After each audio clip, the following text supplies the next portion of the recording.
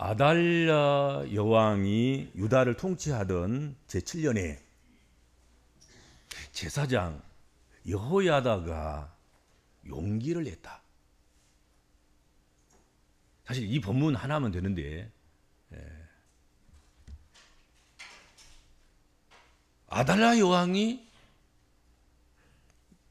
유다를 7년째 다스릴 때, 통치할 때 제7년에 여호야다 제사장이 용기를 냈다고 성경은 말씀하고 있습니다. 용기를 내서 뭘 했냐면 유다의 유력한 사람들을 불러 모아서 여호와께서 다윗의 자손에 대하여 하신 대로 왕자가 즉위하여서 왕노릇을 해야 할지라 이제 너희는 이 일을 행하라. 그렇게 했다는 것입니다. 아달랴 여왕은 그녀의 아들인 아하시아 왕이 된 지 1년 만에 죽임을 당합니다. 예후에게. 그러죠? 1년 만에 죽임을 당했어요. 그러자 욕망의 눈이 뒤집혀서 모든 자신의 왕자들, 자신이 낳은 자들과 또 다른 여인들에게서 낳은 왕자들을 다 죽여버리고 자신이 스스로 왕에 오르게 됩니다. 그게 아달랴 여왕이에요. 지금까지 이스라엘 역사 속에서 한 번도, 유다 역사 속에서 한 번도 하나님의 약속하신 다윗의 후손이 아닌 자가 왕이 된 일이 없었습니다. 그런데 갑작스럽게 뜬금없이 엉뚱하게 아달랴 여왕이 끼어들고 들어와서 왕위를 차지하게 된 것입니다. 이 아달랴는 돌아보면 북이스라엘의 아합의 딸로서 남유다 여호람 왕의 왕비가 되었습니다. 그래서 8년 동안 왕비로 살았습니다. 그리고 자기의 아들 아하시아가 왕이 될 때 1년 왕의 어머니 태우로 산 거지요. 그리고는 왕자들 다 죽여버리고 자기가 왕위에 올라가서 6년간 통치를 했습니다. 그 여인, 그 왕이 바로 아달랴 여왕입니다. 그러니까 합이 15년. 다윗 집안으로 들어온 지 15년이 지났습니다.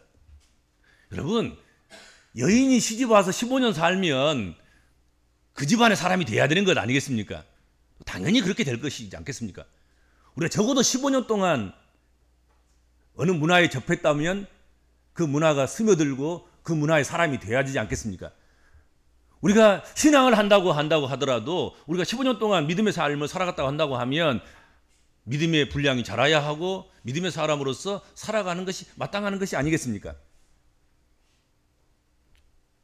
그러나 이 여인은 15년이 지났으나 그녀는 다윗 집의 사람이 아니라 뼛속까지 아직도 아합집 사람이었다 하는 것입니다. 유명한 아합과 이세벨 잘 아시죠? 북이스라엘의 왕이었는데 가장 악랄하고 독살스러운 왕과 왕비, 그들이 아합과 이세벨입니다. 그 사이에서 낳은 딸이 바로 오늘 성경에 나와 있는 남유다의 아달랴 여왕입니다. 남쪽으로 와서 시집 와가지고 왕가에 시집 와서 왕까지 된 것 아니겠습니까? 어떻게든 하나님께서 다윗에게 주신 그 명령을 이어가서 하나님의 언약이 이루어지는 것을 바라보며 기뻐하는 그런 하나님 백성이 돼야 되는데 그러지 아니하고 내 뜻대로 내 욕심대로 되어야 한다고 바둥거리는 15년이 지났으나 여전히 다윗집의 사람이 아닌 아합집의 사람으로 살았던 그 사람이 바로 아달랴였다 하는 거지요. 그런 그녀가 15년 동안 유다를 다스렸습니다. 아니, 유다에 영향력을 미쳤습니다. 왕비로서, 태우로서, 또는 직접 이제 왕으로서, 이런 왕이 정권을 휘두르고 있을 때였으니 유다 백성들의 삶의 가치관이 어떻게 했겠는가 하는 것이죠. 온 백성들도 왕의 그런 모습을 본받아서 온갖 우상을 하나님보다 더 섬기고 가증하고 악한 일들을 서슴없이 즐겨했다 하는 것입니다. 사랑이나 간용보다는 오직 자기 성공만을 위하여서 서로를 물어뜯는 죄악이 넘쳐나는 그런 삶을 사는 그런 시대가 되었다 하는 것입니다. 영적인 것은 온데간데 없고 육신적으로 이득을 많이 남기고 한 자리도 더 높은 자리 차지하고 그렇게 자기 이득을 위해서, 자기 권세를 위해서, 세상 것, 썩어질 것만을 위해서 그것만을 바라보면서 살아가는 그런 시대가 바로 아달랴 여왕 시대였다 하는 것이죠. 그 15년 동안 유다는 간직하고 지키고 있어야 할 모든 영적 힘을 잃어버렸고 모든 거룩함과 성결함을 잃어버렸고 하나님 앞에서의 모든 신실함을 잃어버렸습니다. 자, 나라의 운명이, 민족의 운명이 이 정도 되면 희망이 없다 하지 않을 수 없을 것입니다. 그런데 놀라운 것이 있습니다. 이렇게 정세가 굳어질 것으로 생각하고 있을 그때에, 이제는 여기 유다도 희망이 없다 그렇게 여겨지는 그때에 하나님 역사가 유다 성전에서부터 시작되고 있었다 하는 것을 성경은 말씀하고 있습니다. 아달랴의 권세가 여호와의 언약을 다 집어삼켜 버렸을 그때에 하나님께서는 하나님의 일을 쉬지 않고 진행하고 계셨다 하는 거지요. 다 죽은 줄 알았던, 다 죽임을 당한 줄 알았던 다윗의 후손이 그 씨앗이 다 말라버리고 그 물줄기가 다 말라버리고 다시는 돋아날 수 없는 굴터기까지 다 파버려서 이제는 다윗의 후손은 왕이 될 수 없는 그럴 줄 알았는데 왕자 중에서 말째였던 요시야 왕자를 대제사장의 아내였던 여호사부아시 그를 유모와 함께 빼돌렸단 말이죠. 몰래 숨긴 거예요. 치마폭에 싸가지고 숨겨가지고 와가지고 남편이 제사장으로 있는 성전, 그 성전에다가 그 아이를 맡겨서 숨겨 키운 거예요.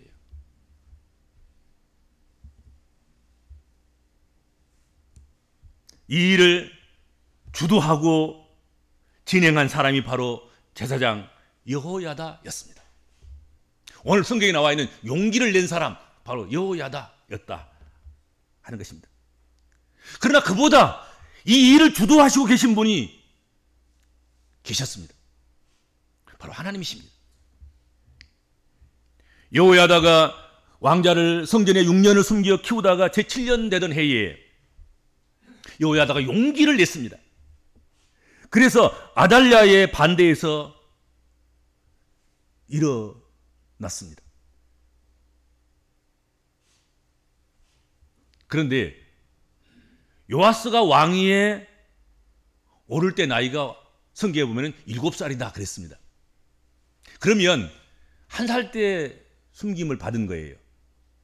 아니면 몇 개월, 아직 1년도 못 된 핏덩어리, 그때에 사실은 제사장의 아내가 그를 성전으로 데리고 와서 숨겨 키운 거예요. 시작한 거예요.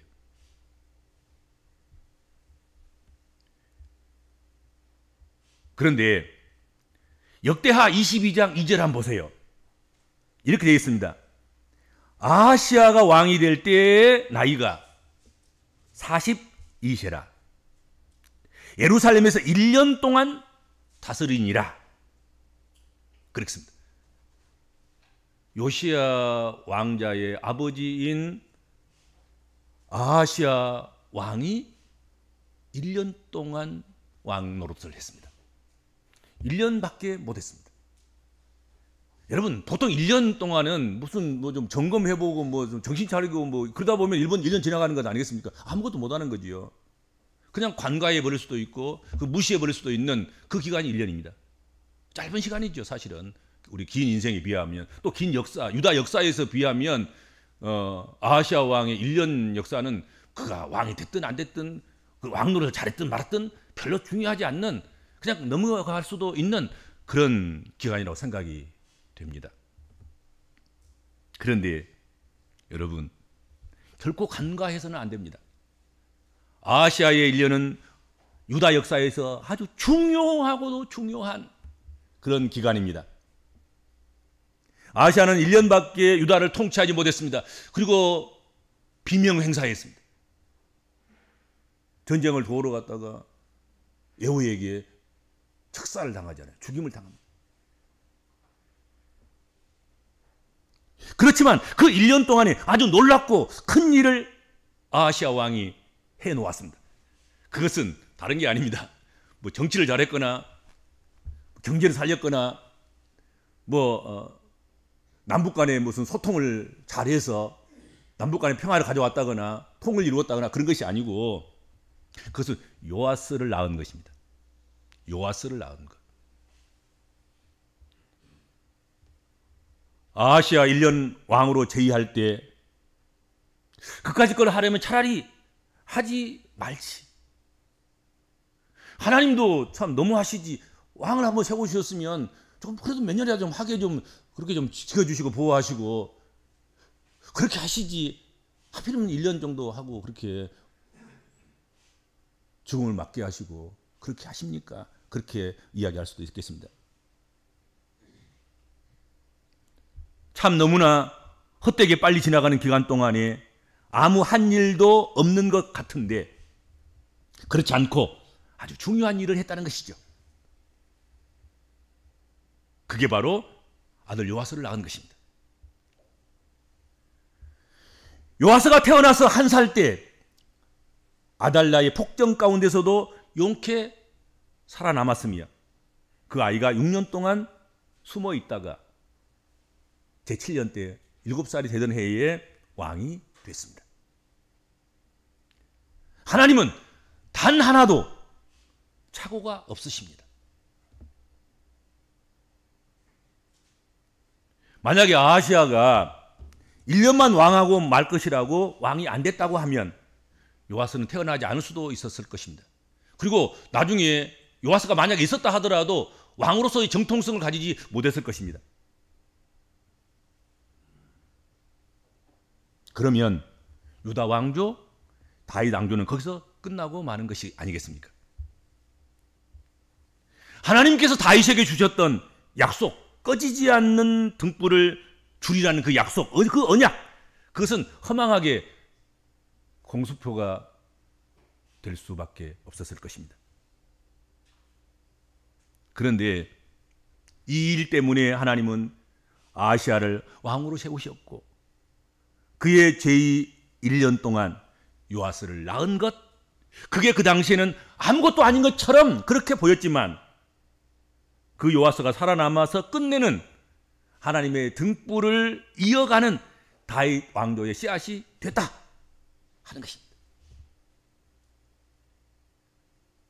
이처럼 우리가 인생길을 걸어갈 때 때때로 왜 그런지 알 수 없지만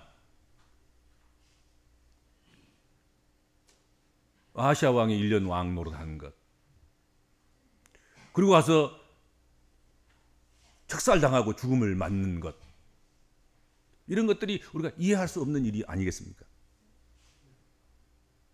그럴 때에도 하나님의 약속을 굳게 붙잡고 흔들림 없이 삶의 무게를 견디어내는 그런 용기가 우리에게 있어야 한다 하는 것입니다.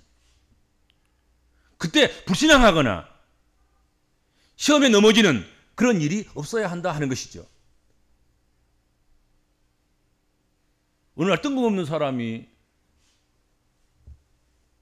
아합집의 사람이 다윗집의 사람들을 다 척살하고 죽여버리고 자기가 왕노릇을 하고 있다. 그럼 얼마나 그거 불편한 진실입니까? 하나님은 이때 뭐하고 계십니까? 왜 이런 일이 있어야 합니까? 그것이 끝이라고 생각하고 낙심할 수 있고 불신앙할 수도 있고 시험에 들 수 있고 그럴 것 아니겠습니까?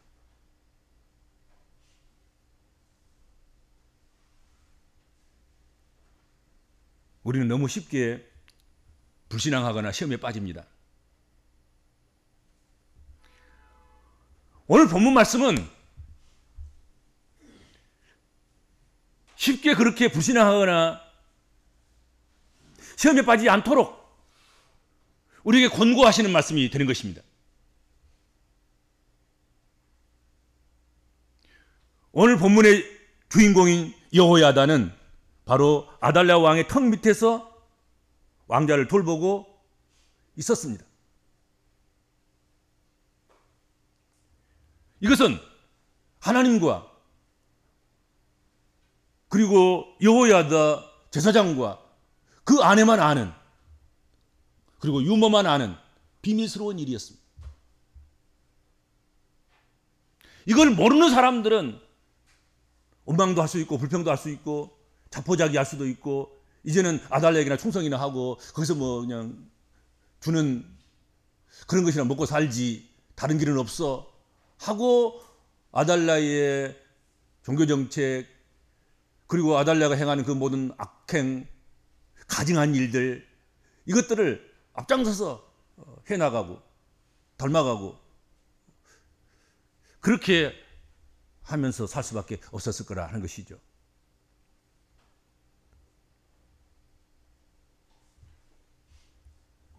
그런데 하나님께서는 다윗의 씨앗을 남겨놓으셨고 숨겨놓으셨고 그것도 다른 데서가 아닌 왕의 턱 밑에서 지금 키우고 있는 것 아니겠습니까? 예루살렘, 그 예루살렘에는 왕궁이 있고 그리고 그 왕궁 옆에는 성전이 있습니다. 왕궁과 성전에는 서로 이렇게 소통하고 그리고 왕이 늘 성전을 드나들 수 있는 왕의 길이, 왕의 문이 따로 있습니다. 어떤 경로로 이 사실이 왕에게 알려질 수도 있는 상황 아니겠습니까? 그런 가운데서 왕자를 숨겨서 양육하면서 때를 기다리고 있던 여호야다의 삶의 무게는 다른 어떤 사람들보다도 천근 만근 그 삶의 무게가 무거웠을 것이라 생각이 됩니다. 비밀을 안고 산다는 것, 그것은 힘들고 어려운 것입니다. 진실을 품고 살아간다는 것, 그것은 용기가 필요합니다.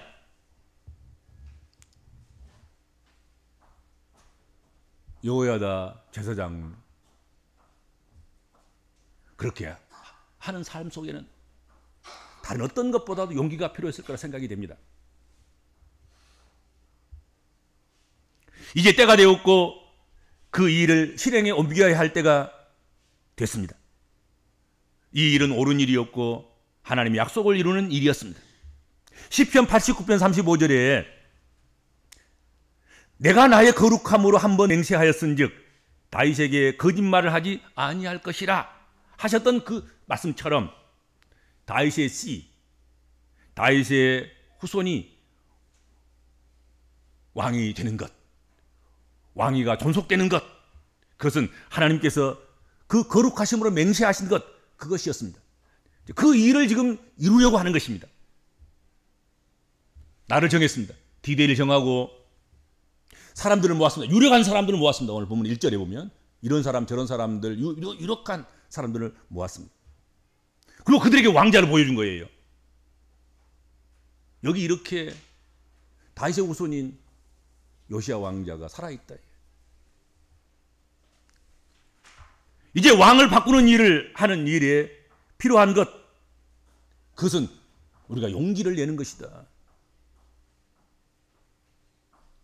이 일이 만약에 실패하면 이 일을 도모하는 모든 사람들은 다 죽임을 당할 수밖에 없었다 하는 것이죠. 그렇죠?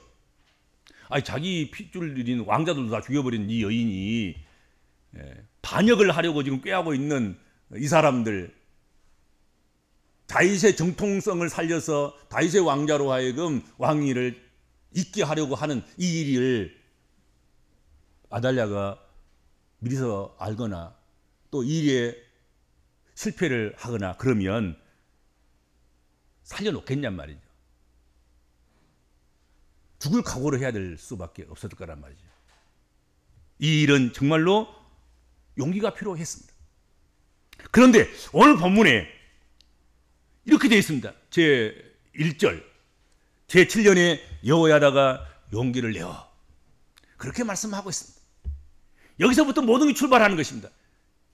여호야다가 용기를 내어서 그의 아내가 몰래 숨겨가지고 온 이 핏덩어리 한 살도 못 된 한 살쯤 된 이 요시야를 성전에서 길렀고 그리고 이제 6년이 지나서 제 7년째 되었고 그리고 이 아이를 다윗의 후손이라고 이렇게 밝혀야 되는데 밝히는 것 자체가 이게 반역이고 밝히는 것 자체가 이게 죽음을 가져올 수도 있는 것이고 그런데 사람들을 모으고 그리고 아이를 보여주고 그리고 우리가 하나님의 언약에 충성하는 것 그것이 우리가 해야 될 일이다. 그것이 제사장들이 해야 될 일이며 왕 같은 제사장들이 해야 될 일이며 하나님 백성들이 해야 될 일이 아닌가 하고 이야기하는 것이다 말이죠. 여호야다가 그렇게 용기를 내었습니다. 그것은 개혁의 용기입니다. 하나님의 약속을 이루어드리는 용기였습니다. 신앙에는 언제나 용기가 필요합니다. 믿음을 지키는 것은 언제나 용기가 필요합니다.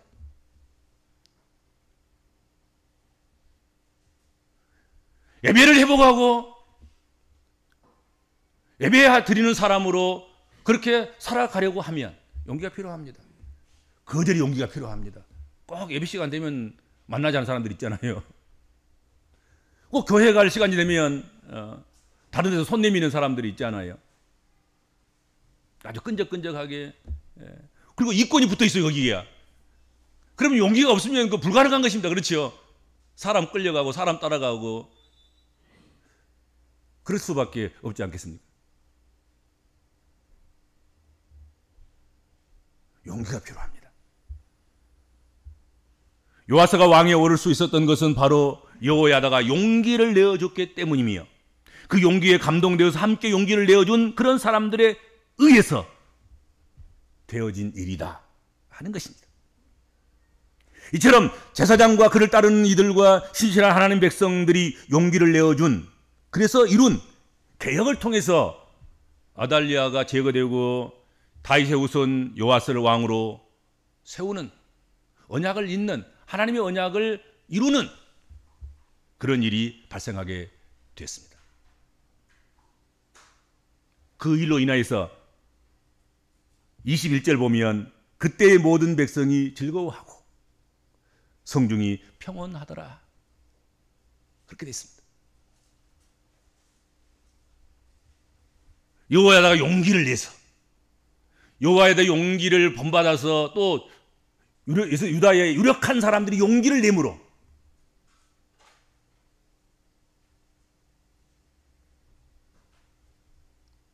아합 집안의 아합 사람의 대표적인 케이스인 아달랴를 제거하고 다윗 집의 사람 다윗의 후손 요시야를 왕으로 세움으로 모든 백성이 즐거워하고 성중이 평온하게 되었다. 어성이 그렇게 말씀을 하고 있습니다. 여호야다의 용기로 하나님의 뜻이 하늘에서 이루어진 것처럼 땅에서도 이루어지는 일이 이루어지게 된 것입니다. 이런 일에는 누군가의 용기가 필요합니다. 바른 믿음과 바른 삶을 위해서는 하나님의 언약을 위해서는 우리 복음적인 그리스도인들의 용기가 필요합니다.